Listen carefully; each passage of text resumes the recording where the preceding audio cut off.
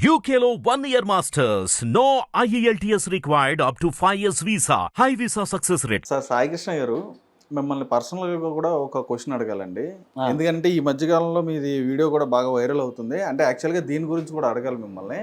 ఏదండి అది? ఇది విజయవాడ కరకట్ట సంబంధించి కృష్ణలంకి సంబంధించి. అవును, అది లక్షల మంది చూశారండి.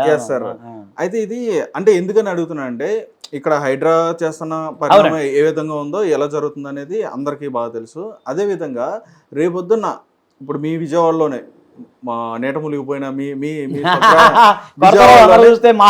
మనదే సార్ ఇప్పుడు అదే విజయవాడలో ఇన్ కేస్ ఒకవేళ ఇప్పుడు ఇక్కడ తీసుకున్న నిర్ణయాలు లాంటివి అటువైపు కూడా తీసుకునే లెక్క ఉంటే కనుక, ఎందుకంటే ఇప్పుడు ప్రతిపక్ష పార్టీ ఎవరైతే ఉందో ఇప్పుడు జగన్మోహన్ రెడ్డి గారు ఆయన కరకట్టకి సంబంధించి చాలా విషయాలు చెప్పడం జరిగింది. చాలా అక్రమ కట్టడాలు ఉన్నాయి, చాలా అక్రమంగా కట్టారు. ఈవెన్ సీఎం గారు చంద్రబాబు నాయుడు గారి హౌస్ కూడా అక్కడే ఉంది, అది అన్నట్టుగా చాలా విషయాలన్నీ బయటకు వస్తున్నాయి. ఇటువంటి పరిణామం అక్కడికి వస్తే కనుక ఎటువంటి చర్యలు తీసుకునే అవకాశం ఉంటుంది? అసలు కరకట్టకి సంబంధించిన మెయిన్ విషయాలు ఏంటనేది మాకు చెప్పండి ఒకసారి. సార్ మళ్ళీ చెప్తున్నాను, ఇది ఓపెన్గా మనం మాట్లాడుకుందాం. ఎందుకంటే ఇప్పుడున్న జనరేషను అంటే 2004లో ఒకసారి మాకు వరద వచ్చింది విజయవాడలో. అవును సార్. అప్పుడు నేను లా చదువుతున్నప్పుడు.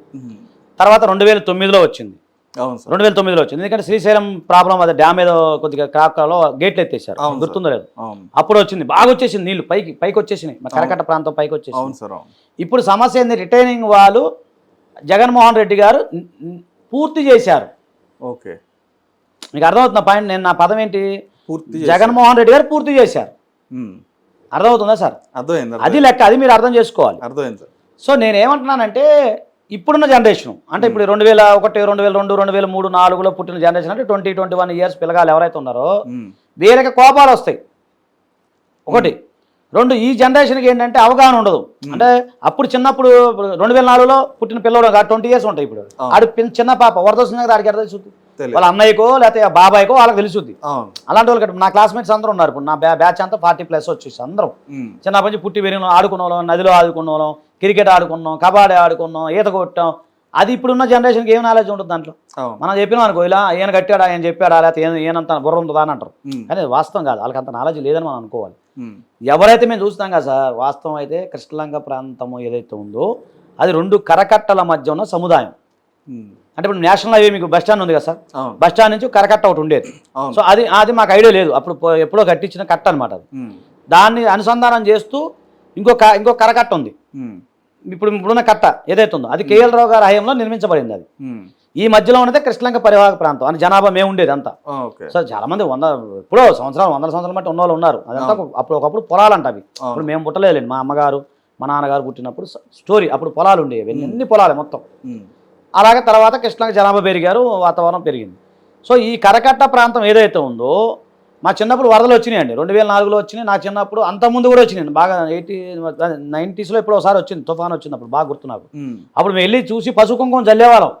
అవును, మా చిన్నప్పుడు. మరి ఇప్పుడు మొన్న ఎవరు చేశారో ఎవరు గడపాల నాకు, కానీ ఇప్పుడు జనరేషన్కి అంత నాలెడ్జ్ లేదు, ఉందో లేదు. కానీ మేము మా చిన్నప్పుడు ఏంటంటే నీళ్లు దాంట్లో పసుపు కుంకుమ మా అమ్మగారు వాళ్ళందరూ తీసుకెళ్ళి అలాగే మనం నీళ్లు పట్టుకొని దాంట్లో పసుపు కుంకుమ వేసి అమ్మవారు దాంట్లో పోసేవాళ్ళం. అప్పుడు రాక్కాయని ఇతరకాయని లేదా వేసేవాళ్ళు. రాక్కాయలు వేసాను, వాటర్ ప్యూరిఫై కావాలని. అది ఒక ఊరిని ఎగ్జాంపుల్ చెప్తాను. అంత పరిస్థితి నుంచి అప్పటి నుంచి వర్షాలు ఎక్కడ ఉన్నాయండి, ఇంత పెద్ద వరద ఎక్కడ వచ్చింది, మళ్ళీ ఇప్పుడు చూడటమే. నేను 20 ఇయర్స్ తర్వాత ఇప్పుడు చూడటమే, అంతే కదా సార్. సో ఈ రిటైనింగ్ వాల్ అనేది ఏంటంటే యాక్చువల్గా 2009 నేను లోక్సత్తా పార్టీలో నేను స్టేట్ కౌన్సిల్ మెంబర్. అప్పుడే లోక్సత్తా పార్టీ జయప్రకాష్ నారాయణ గారు 2006లో స్టార్ట్ చేశారు విజయవాడలో, మొత్తం రాష్ట్ర వ్యాప్తంగా చేశారు.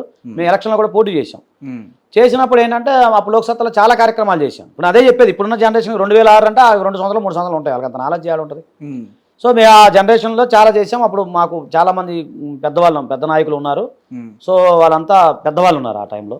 సో మేము కూడా ఒక దాంట్లో చిన్న వ్యక్తిగా ఉన్నప్పుడు నేనేంటంటే మన కృష్ణలంక అది మేము చూసుకునేవాళ్ళం. కృష్ణలంక ప్రాంతం అంతా మేము చూసుకునేవాళ్ళం, ఇన్ఛార్జిగా ఉండేది.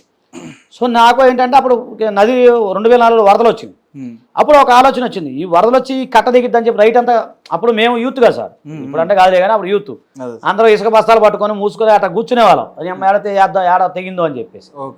తర్వాత ఏమైంది, మేమందరం అనుకుంటాం కదా ఈ బాధల బలి ఇంకో కరకట్ట కడితే బాగుండరా, దాని అమ్మటి ఆనుకొని. అప్పుడు మీకు వారధలు ఇప్పుడు 2 ఉన్నాయి. కనకదుర్గమ్మ వారధం చూసారా, అప్పుడు ఒకటే ఉండేది. మా చిన్నప్పుడు స్టార్ట్ చేశారు, అది ఒకటే ఉండేది. ఎన్టీఆర్ గారు ప్రారంభోత్సవం చేశారు, 2వ తర్వాత కట్టారు, అటుపక్క 2వ తర్వాత కట్టారు. అప్పుడు ఆ ప్రాంతం మేము అనుకుని ఇంకో కరకట్ట ఏర్పాటు చేయటం వల్ల ఏమవుద్దంటే వరద వస్తే అక్కడ దాకా అవుతుంది. అంటే 2 అంచెల పద్ధతి, మనం అంటే 2 అంచెల పద్ధతి, సెక్యూరిటీలో 3 అంచెల పద్ధతి, 2 అంచెల పద్ధతి. అలా ఇది కూడా ఒక సెక్యూరిటీ లాగా ఫస్ట్ ఓకే ఈ కరకట్ట కడితే ఇది నిర్మాణం ఉంటుంది, తప్పితే నెక్స్ట్ దీనికి వస్తాన ఉద్దేశంతో మేము అది చేసాం. దానికి సంబంధించిన కథ అది. ఓకే. సో తర్వాత రిటైనింగ్ వాళ్ళు పూర్తి చేయబడింది. సరే అది ఒక దాన్ని మనం ఆర్ట్ యాక్ట్ కింద పెట్టా. చాలా మంది అడిగారు రిటైనింగ్ వాళ్ళు ఎవరు స్టార్ట్ చేశారు ఏంటి దీని గురించి వివరాలు తెలియదు. నేను ఆర్ట్ యాక్ట్ పెట్టాను, అది ఒక వారం 10 రోజులు వస్తుంది. వచ్చినప్పుడు నేను మీకు అన్ని కరెక్ట్ ఎవరు స్టార్ట్ చేశారు, ఎవరు నిర్మాణం స్టార్ట్ చేశారు, దీని ప్రపోజల్ ఎవరు పెట్టారు, దీనికి ఎంత ఖర్చు అయింది అనేది మనం అప్పుడు నేను సభాముఖంగా చెప్తాను. ఇప్పుడు ఏంటంటే ఇప్పుడు పరిస్థితి ఏంటంటే ఇప్పుడు మనం చెప్పామనుకో పలానా వాళ్ళు అని చెప్పేసి ఇక పార్టీల విభేదాలు వస్తాయి. మనం ఏ పార్టీ మనుషులం కాదు కానీ నిజాయితీగా చెప్తున్నాం. సో మీకు లీగల్గా ఒక పాయింట్ చేద్దాం. నెక్స్ట్ ఇంకోటి ఏంటంటే కరకట్ట అనేది పూర్తి ఇంకా చేయబడలేదు.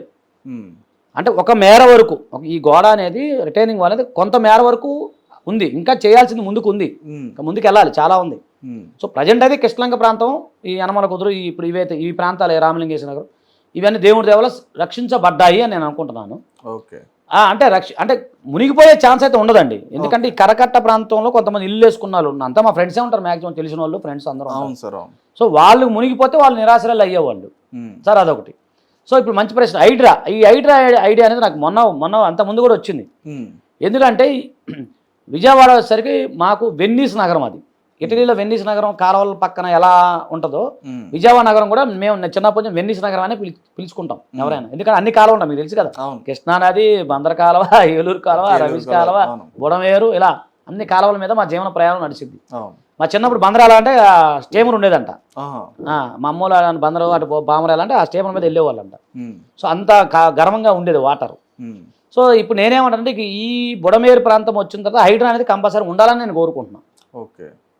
నేను ఎందుకంటే బుడమేరు అనేది బుడ్డ ఏరు దాని పేరు. అసలు బుడ్డ ఏరు అంటే చిన్న ఏరు, మీ ఊరి దగ్గర కలిసిద్ది అది. అవును సార్, మీకు తెలియదు ఏముంది, మీ ఊరి కాడ కలిసిద్ది అది. ఏలూరు అదే ఎందుకు ఆ ప్రాంతంలో కొల్లేరులో కలిసిద్ది. అవును సార్, అది కొల్లేరులోకి ఇటు ఏలూరుకి మన కైకలూరుకి మధ్యలో వెళ్తుంటది. బ్రిడ్జి కూడా ఉంది కదా, గన్నవరం దాని పెద్ద బ్రిడ్జి ఉంది బుడమేరు. అయితే ఏమైందంటే సిటీలోంచి వచ్చినప్పుడు ఎక్కడైతే మైలవరం ఆ ప్రాంతంలో ఎక్కడో పుట్టుతుంది అది, అక్కడి నుంచి వచ్చే క్రమంలో ఎందుకంటే చిన్నదే కదా, ఈ మా దేశం ఇంత పెద్ద విపత్తు ఎప్పుడు రాలా. అంటే ఎప్పుడో ఒకసారి వచ్చినట్టు చిన్నప్పుడు ఇంత పెద్దది రాలేదు. అంటే కొన్ని అక్రమాలకు గురైనాయి అని చెప్పేసి మొన్న సాక్షాత్ చంద్రబాబు నాయుడు గారే ఆయన చెప్పడం జరిగింది. తర్వాత కొన్ని ప్రణాళికలు కానీ, అలాగే కొంతమంది ఇన్వెస్టిగేషన్ సంబంధించిన మన జర్నలిస్ట్ మిత్రులే వాళ్ళు కానీ, అలాగే కొంతమంది ఆఫీసర్స్ కానీ అసలు ఎందుకు జరిగింది దీనిపైన, అసలు ఎంత వాటర్ రావడానికి కారణం ఏంటి అని మీద ఇన్వెస్టిగేషన్ జరిగినప్పుడు అక్రమానికి గురైంది. ఇప్పుడు ఇక్కడ ఎలాగ మనకి హైదరాబాద్లో సుమారు 1800 చెరువులు 2600 చెరువులు ఉన్నాయండి, గొలుసుకట్టు చెరువులు ఉండేయండి. మరి మంచి ఆలోచనే కదా. ఎందుకంటే ఇప్పుడు మన జనరేషన్ మనం ఇల్లు కట్టేసుకున్నాం ఉన్నామని కాదు, రేపు భవిష్యత్ జనరేషన్ గురించి కూడా ఆలోచించాలి. ఆ సమయంలో ఎన్ని ప్రాబ్లమ్స్ అవుతాయి. ఎంత పెద్ద ఇల్లు కట్టుకుని 4 కోట్లు ఇల్లు కట్టుకుని వాటర్ వస్తే ఉపయోగం ఏముంది. సో ఆ విధంగానే జరగాలండి అక్కడ కూడా, నేను కోరుకుంటాను అందులో. సరే అది ఎవరున్నా కూడా చట్టం ముందు అందరూ సమానులే. ఇప్పుడు మనం పొలిటికల్ సంబంధించిన వ్యాఖ్యానాలు కావు కానీ వ్యక్తిగతంగా అయితే విజయవాడ ప్రేమించే వ్యక్తిగా చేసి. ఇంకోటి మీకు తెలుసో లేదో 2011-12లో భవన్ ఐలాండ్ కూడా అలాగే ప్రైవేటీకరణ జరిగినప్పుడు నేనే పోరాడాను దానిపైన. పోరాడాను, అది అందరూ తెలిసిన విషయమే. మన విజయవాడలో మన మిత్రులందరూ కూడా బాగా సపోర్ట్ చేశారు, జర్నలిస్టులు కానీ రాజకీయ నాయకులు కానీ. అక్కడ రాజకీయాలకు అతీతంగా అందరూ సపోర్ట్ చేశారు నాకు. దేవుడి దళ అది కేసు గెలిచా నేను, అది విత్డ్రా అయిపోయింది, అప్పుడు గవర్నమెంట్ విత్డ్రా అయిపోయింది. దేవుడి దళ అది ఇప్పుడు ఉంది, దాన్ని కాపాడుకోగలిగాం. సో అలాగే దీని మీద కూడా నేను హైకోర్టులో రిట్ వేద్దామని ఆలోచిస్తున్నాను. ఇప్పుడు నేనేమంటానంటే హైడ్రా అనేది పెట్టాల్సింది విజయవాడలో. సరే దాని పేరు ఏదైనా మార్చరు కానీ అక్రమ నిర్మాణాలు ఏవైతే ఉన్నాయో, ముఖ్యంగా నేను అదే కదా ఈ కాలువలో సంబంధించిన ఈ బుడమేరు సంబంధించి ఇవైతే. ఎందుకంటే దీనివల్ల ఇప్పుడు కొన్ని 100 కోట్ల రూపాయలు నష్టం, 100 కాదు 1000 కోట్ల రూపాయలు నష్టం. ఇది ఒకసారి అంటే మనం ఇప్పుడు సరే ఇప్పుడున్న ముఖ్యమంత్రి గారు కష్టపడ్డారు చేస్తారు, ప్రతి సంవత్సరం జరిగితే దానికి సొల్యూషన్ ఏంటో ఆలోచించాలి కదా సార్. ఇప్పుడు కొండకి హోల్ పడింది, ఎన్ని వాటర్ పోతే ఏమవుతుంది, కారుతూనే ఉంటుంది. సో అసలు దాని పరిణామ క్రమం చూసుకొని నేనేమనుకుంటే బుడమేరు కావచ్చు, ఇంకో ఏది కావచ్చు, ఏ చెరువులు కావచ్చు, కుంటలు కావచ్చు, ఏవైతే ఉన్నాయో అది ఎక్కడైనా నేరమే. సుప్రీంకోర్టు గైడ్ లైన్స్ ఉన్నాయి, ఎన్వైర్న్మెంట్ లా ఉంది మనకి, దాని ప్రకారం చేయాల్సిందే, అది నో డౌట్ అట్ ఆల్. కాకపోతే నేను అనేది ఏంటంటే నాకున్న ఐడియా అంటే మామూలుగా ఇప్పుడు మీకు చెప్తున్నాను, మన నుంచి ఆలోచిస్తాను దానిపైన. ప్రెస్ మీట్ కూడా విజయవాడలో పెడదాం చూస్తున్నా. ఒకటేంటంటే బుడమేరు ఎక్కడైతే జన్మించిందో ఈ నగర పరివాహక ప్రాంతం నుంచి ఇప్పుడు మీ ఊరు వరకు అంటే నేను తెలుసు కదా కైకలూరు ఆ ఏరియా వరకు ఒక 30 అంటే నా మైండ్లో ఉన్నది చెప్తున్నాను. ఎందుకంటే ఆ రోజు నేను కరకట్ట గురించి ఎట్లా ముందు చూపుతూ ఆలోచించానో ఇది బాగా మీరు పాపులర్ చేయాలి. ఈ వీడియో ఎందుకు చెప్తున్నా, ఇప్పుడు కూడా నా మైండ్లో ఉన్నది ఏంటంటే ఇలాగే సేమ్ ఒక లోతుగా ఒక డీప్గా ఒక 20-30 అడుగులు బాగా తవ్వేసి ఆ కరకట్ట ఆ బుడవేరు ప్రాంతం వరకు తవ్వేసి దానికి రిటైనింగ్ వాల్ కట్టుకుంటూ వచ్చేసి ఒక పెద్ద లోతైన కందకం అంటాం కదా మనం, లోతైన కందకం లాగా కట్టేసి మళ్ళీ దాని మీద ప్లాస్టిక్ చెత్త చెదారం వేయకుండా దాన్ని అలా పరిరక్షించుకుంటూ వస్తే మళ్ళీ వరదలు అనేవి రావు. ఇది ఒక ఐడియా నాకు. ఎందుకంటే పడ్డీ పన్నట్టు నీళ్ళు అటు వెళ్ళిపోతాయి సార్. ఇప్పుడు నీటి యొక్క వాటి యొక్క లక్షణం ఏంటి, వాటర్ వస్తుంది మనం కాల్ అవుట్ పెట్టాం ఆటోమేటిక్గా ఎక్స్పాండ్ అయిపోతుంది. సేమ్ మొన్న జరిగింది కూడా అదేగా. అదే సార్ మీరు చెప్తుంటే నాకు ఒక చిన్న ఇన్సిడెంట్ గుర్తొచ్చింది సార్. ఇది అంటే నేను కూడా చెప్తున్నా, అంటే నేను కళ్ళారా చూసింది. ఇప్పుడు ఏదైతే మీరు అన్నట్టుగా ఇప్పుడు మా ఏరియా కైకలూరు ఏదైతే మాకు ఒక కాలువ ఉంది సార్. అవును, కైకలూరు కాలువ ఉంది. అది చాలా పెద్ద కాలువ. మీరు చెప్పినట్టుగా నేను చిన్నప్పటి నుంచి నేను అందులో కాలువ నాకు 2007, 2008 ఇవన్నీ నాకు ఆ డేస్ గుర్తున్నాయి, స్కూల్ డేస్. అయితే ఈ కాలువ ఇప్పుడు కనీసం పూడిక అనేది కూడా తీయకుండా మొత్తం చెత్త చెదారాలతో ఒక మురికి కాలువలాగా మారిపోయింది. ఇప్పుడు ఆ పరిస్థితిలో ఉంది.